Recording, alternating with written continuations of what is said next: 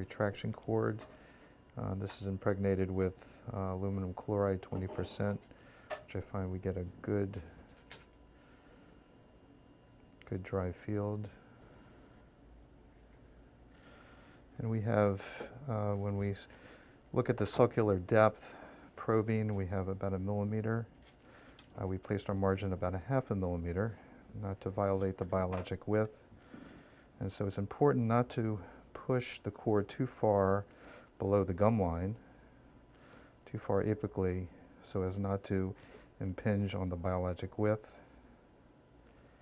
And so it's important that we want to get enough vertical retraction below the gum line, as well as horizontal retraction where we retract, making it wider for the impression material to flow, or in this case, when we're going to be scanning, that the scanner can pick up the margin. So the size of the cord is also very important as well. And what will dictate the size of the cord is typically the depth of the sulcus. We want to use a wide enough cord where we'll get sufficient retraction, but yet not too wide where we can't place the cord where we want it. While placing the cord, what I find for retention, especially when you have a very shallow sulcus in this particular situation, I always start interproximally and then kind of wrap it around.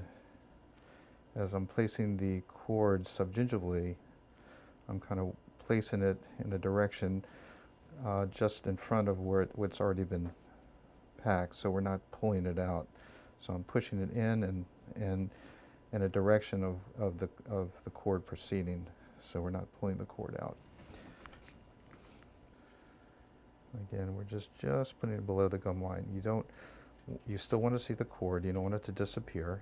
Again, if you put it too deep, many times the tissue will collapse over the cord, and you're not going to have sufficient retraction. Again, it's the appropriate depth, more focused on retraction horizontally in this direction rather than deeper.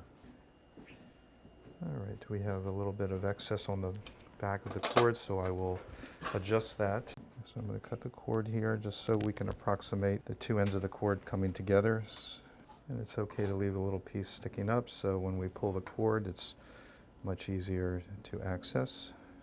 Our last tooth that we're placing the cord, just being very gentle. You don't have to push.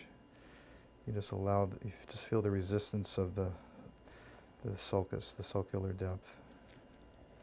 So you don't want to force anything. I'm just going to just gently roll it in.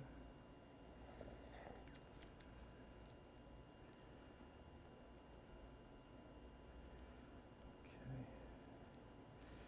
Then we proceed interproximally on the other side and then complete the cord placement.